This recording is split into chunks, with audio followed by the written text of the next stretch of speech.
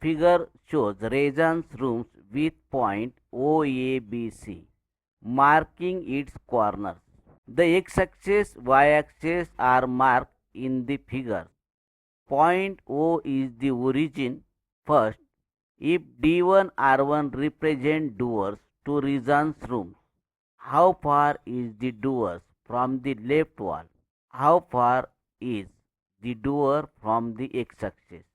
Point on x-axis. Therefore, D1 point on x-axis at 8, then D1 coordinate 80. R1 point on x-axis with coordinate 11.5. Therefore, R1 point 11.5, 0.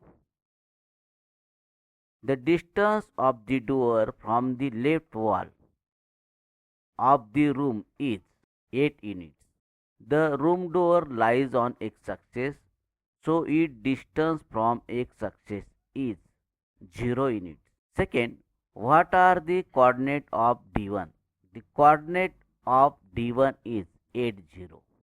Third, if R1 is the point 11.5, 0, how wide the doors?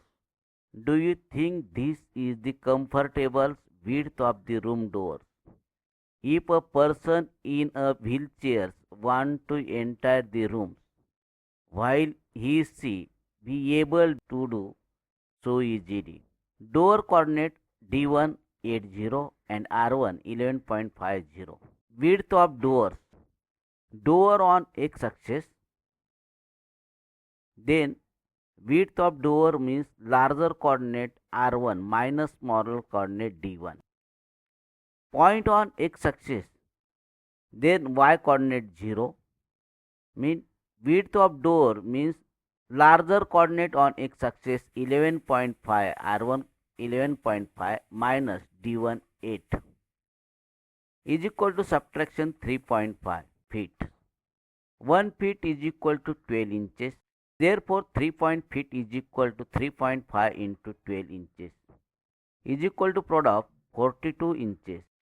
Standard width of wheelchair is 32 inches. Here, 42 is greater than 32. So we can say that door width is comfortable. The wheelchairs should be enter easily without difficulty. If B1 0, 1.5 and B2 0, 4 represent the end of the bathroom door. Is the bathroom doors narrower or wider than the room door? Bathroom doors is B1 on y-axis, then x coordinate 0, y coordinate 1.5. B2 point on y-axis, then x coordinate 0, y coordinate 4. The width of bathroom door is B2 minus B1, x coordinate same, then B2 y coordinate 4 minus B1 y coordinate 1.5 is equal to subtraction 2.5 units. Width of room door is 3.5 feet. Therefore, 2.5 less than the 3.5. Bathroom door is narrower than room door.